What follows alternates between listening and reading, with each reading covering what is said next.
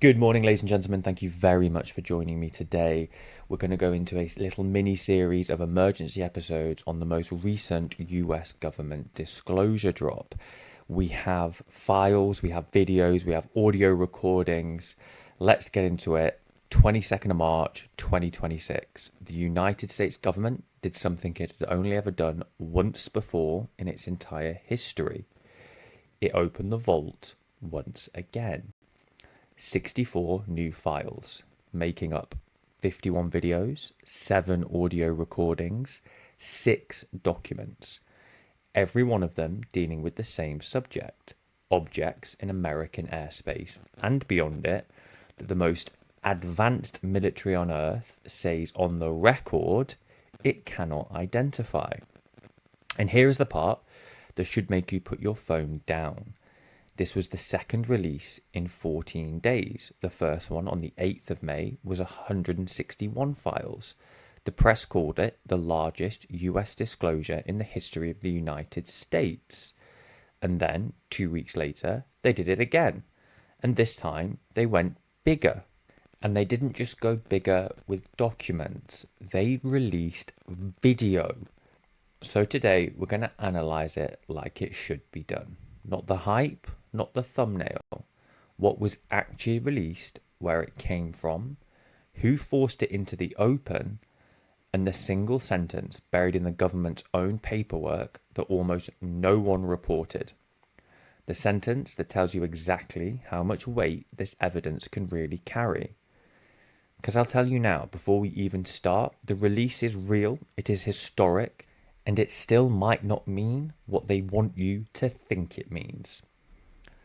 So let's set the table. How did we get here?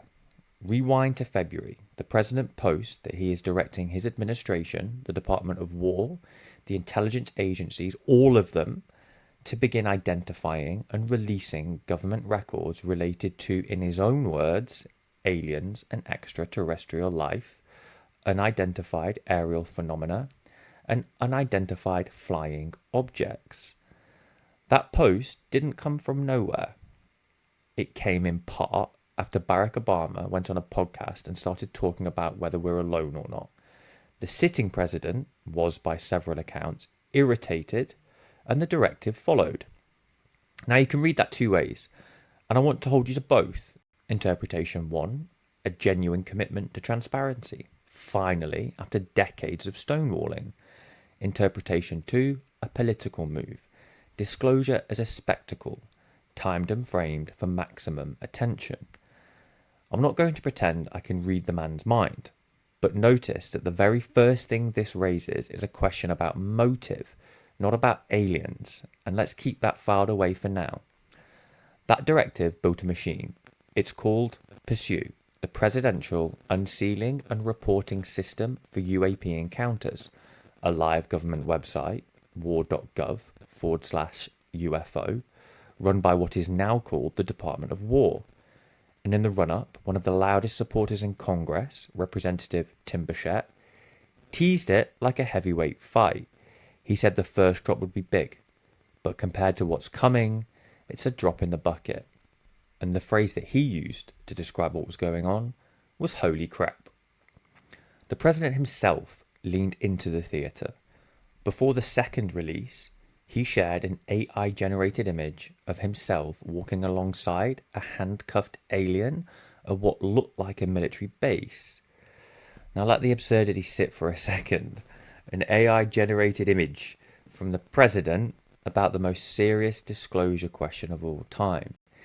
It is hard to take it with the seriousness that it probably should have when Trump is doing something like that, but Trump is always one to do something exactly like that. And this is the kind of tension that we have to try and unknot somehow throughout these episodes, because somewhere underneath all the jokes and the showmanship, there is real military footage of real objects that real pilots could not identify. And the circus and substance are tangled together. Our job here is to try and pull it apart. So release 1. We'll have a brief overview of it, as that is not the main talking point of today. On the 8th of May, 161 files drawn from multiple agencies, the FBI, NASA, the Department of Defense, the Office of the Director of National Intelligence, the Department of Energy, and the AARO, FBI case records, diplomatic cables, photographs, including 2 images the FBI compiled showing alleged objects near a US aircraft on New Year's Eve 1999, and material from NASA's Apollo and Gemini missions, where astronauts described things they saw in space. An Apollo 17 transcript described objects as, and this is the crew in their own words, very jagged, angular fragments that are tumbling. The reaction to the release 1 set the tone. Christopher Mellon, a former Deputy Assistant Secretary of Defense for Intelligence, not a man on the fringe here, summed up the shift. For years, he said, the public was told there was little to see. Now suddenly there's a portal. But even the people who fought for years to force this open had a warning attached. The phrase that came out of the first reaction, the phrase this channel has adopted as its spine, was simple. Data alone is not disclosure. We did the full release 1 breakdown on the channel already. If you want it, go back, have a little look. Today we're going to move forward because 14 days later, the government raised the stakes once more. The 22nd of May, release number 2. The Pentagon's chief spokesman announced it without drama. The second publication of declassified and historical UAP files, housed on the same portal, with more to come on a rolling basis. 64 files, and the balance had shifted hard. Release 1 was mostly paper. Release 2 is mostly video. 51 clips of footage. Add 7 audio recordings and 6 documents, and you have a release engineered around the thing people have demanded for years: moving images of objects themselves. The kind of grainy infrared sensor footage that has become familiar over the last few years, but now more of it, and some of it sharper than ever before. But before a singular frame of that footage means anything, you have to know where these 51 videos came from, because this is not the government volunteering its secrets out of generosity. In March, 8 members of the House of Representatives formally requested access to a specific set of UAP-related recordings. They listed them that they believed the Department of War and the intelligence communities were holding. Lawmakers asked, by name, for specific files.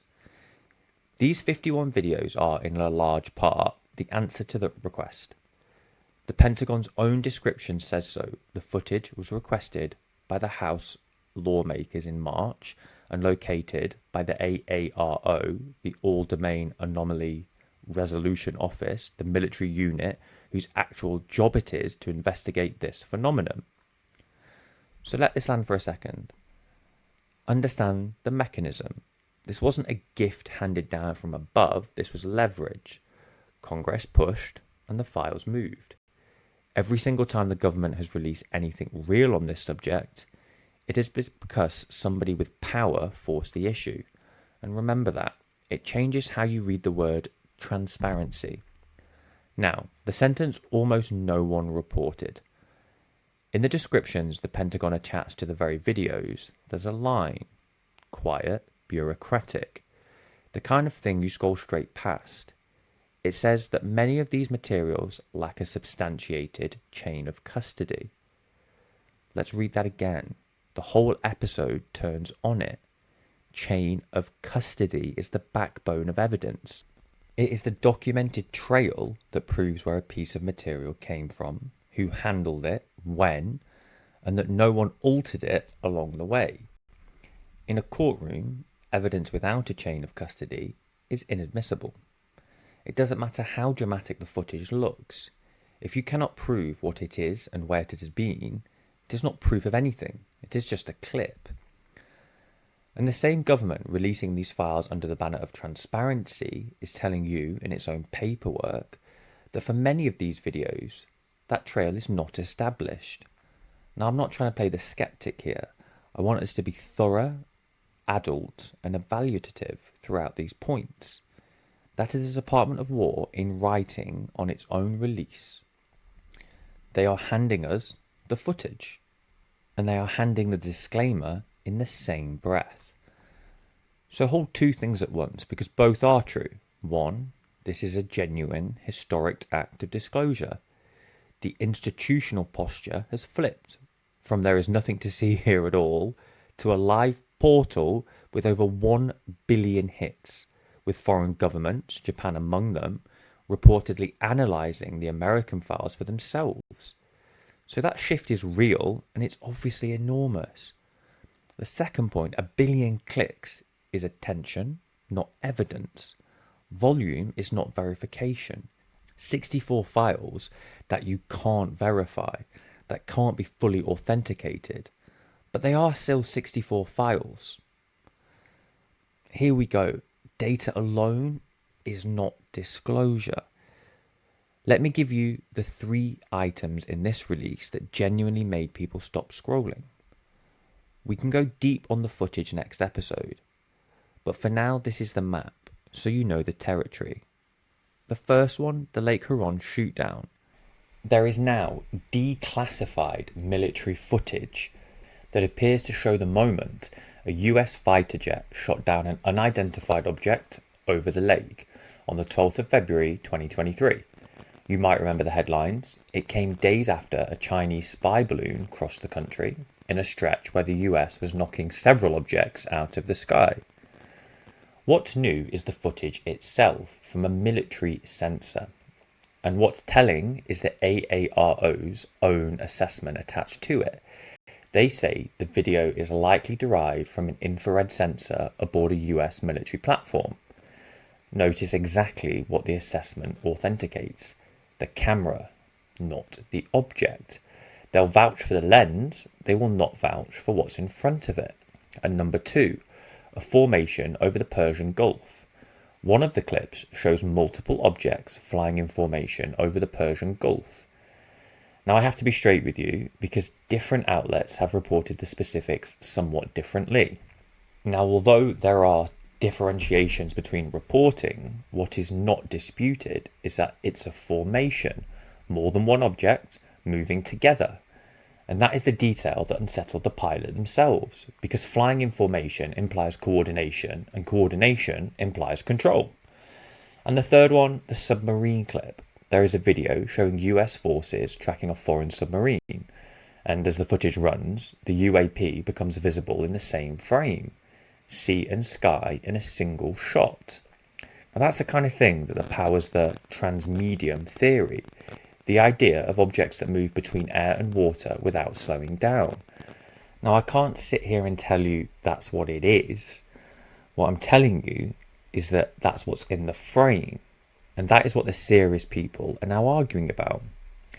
And there's more we'll get to. A video the government itself says that shows a UAP shape not previously seen in any released footage, as well as a clip of a small spherical object over open countryside that honestly could just be a balloon. But before we finish, let's just go over one thing, and it's about what they kept. The government says it redacted parts of the files, and fair enough, they say the redaction protects the identity of the eyewitnesses, the location of government facilities, as well as sensitive details about military sites not released or related to the phenomenon itself. But here is the strong claim that they make alongside it. And I want to flag it as exactly that, a claim.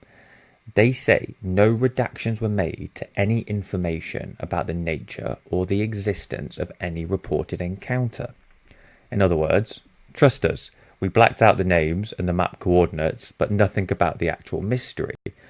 Now maybe that's true, but that is precisely the kind of assurance that, on this subject, has been wrong before. A redaction you can see, you can question. A decision about what never made it into the release at all, you can't see that one. And the most important file is always the one they don't publish. Now, because this is the opening episode of the run, let me hand you the tool we're going to use on every single file across this series. The 3 questions. Write them down if you want, because they will stop you from being fooled in either direction. Now, question 1, is it a primary resource? That means the thing itself, the actual footage, the actual document, the actual recording. Primary evidence is the strongest tier we have. but only if you can authenticate it. And that, as you just saw, is exactly where the chain of custody problem bites. Question 2, is it testimony? That's a person telling you what they saw or what they believe. Either a pilot's account, an official statement, a senator's reaction on camera. Testimony matters, but human perception under the stress is unreliable, and an honest witness can honestly be wrong. Testimony sits below the hard evidence, never above it. And then question 3 is the interpretation, and that's the meaning somebody hangs on over the evidence. It moved like nothing we can build. It's not from here. It's a foreign adversary's drone. Interpretation is where almost all the noise lives. And it is the tier you should trust the least, no matter how confident, how credentialed, or how excited the person saying it sounds. Primary, testimony, interpretation. The trick this whole subject plays on you, and both the true believers and the loud debunkers do it. It's sliding between those tiers without telling you. Someone shows you a blurry clip, which is a weak primary evidence source, and 30 seconds later they're talking about non-human intelligence, which is a pure interpretation of that clip, as if the first thing proves the second, and it doesn't. A grainy infrared dot does not become a spacecraft because the music swells. We are not going to do that here, not once. Which brings me to the uncomfortable question hanging over all of this. Not what are the objects, the other one, the strategy. The White House frames these releases with a phrase, no clearance required. The Secretary of War put it pretty plainly. It's time the American people see it for themselves. Now it sounds powerful, democratic even, but look at the structure of what they're actually saying. They're not opening the vault all at once. They're releasing files on a rolling basis, a batch, then silence, and another batch, then the promise of some more in a few weeks. That's a drip, and a drip is the most controllable form of release there is. You decide what comes out, in what order, with what framing, on what day, landing on top of whatever else happens to be in the news that week. And we've been watching this movie before. Think about the JFK files.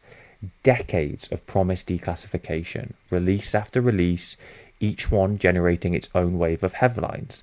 And at the end of it all, the central question was no clearer than when it began. The releases were real, the documents were real, and the core mystery survived every single one of them untouched. Who killed him? Why did they kill him? So I don't want to sit and say that Pursue is a smokescreen. I'm genuinely not sure, and anyone that tells you they're certain, either way, is likely selling something. What I'm telling you is that a rolling, government-controlled release, framed by the very same institutions that kept the files locked away for 60 years, deserves at least as much scrutiny as objects in the footage, maybe even more. The hand that opens the vault is still the hand choosing what stays inside it. And remember, underneath the 51 videos, this release also contains 6 documents that almost everyone is ignoring. A Department of Energy incident report, an intelligence narrative about orbs, files tied to a national laboratory. The camera gets clicks, but on this subject, it is almost always the paperwork, the dull, redacted, bureaucratic paperwork that ends up telling you the most. And we pull all of that apart in episode 3. So where does today leave us? Well, here is the honest scorecard. On the side of this matters, a second release in 14 days. 51 videos pried loose because Congress demanded it. Military infrared footage of a real shootdown, a formation, a government portal with over 1 billion hits, with other nations now studying these very files. The machine is real and it's running, and a third release has already been promised, reportedly every few weeks. And on the other side, the side that this channel will never want to forget, the government's own written admission that much of this lacks a verified chain of custody. Footage that, by every honest account, is the same grainy, incomplete infrared material we've been shown for years, except this time there's just more of it. Skeptics pointing out correctly that many of these clips are too blurry and too stripped of sensor data to support any scientific conclusion at all. And the AARO's own long-standing position, unchanged by any of this, the most common reported objects are small metallic spheres, and nothing in the documented case establishes a national security threat from anything extraterrestrial. So disclosure is not measured in file count, it's measured in answers. And right now, after 220 files across 2 historic releases, the official answer to what are these things is still the same answer the AARO has given for years. We just don't know. Over the next 2 episodes, I'm taking you inside the actual material. Next time, the videos, the shoot down, frame by frame, the formation, the submarine, the sphere, and the shape they admit has never been seen before. And the episodes after that, we're going to look at the NASA recordings that have wildly been misreported. And then the 6 documents that at the minute nobody's actually reading. Because the files are out, well, that's the easy part. The hard part, the part that the headlines skip past, is working out what they're actually worth. So I'll leave you with this. The government told you in writing that it can't fully verify a lot of what it's just handed to us. Does that make you trust the release more? Because at least they're being honest about the gaps. Or does it make you trust the release less because of what the admissions quietly says about the rest? Tell me now. Leave a comment down below and we'll discuss it together. Thank you very much for joining me for the first episode of our emergency disclosure podcast. I will see you in the second one.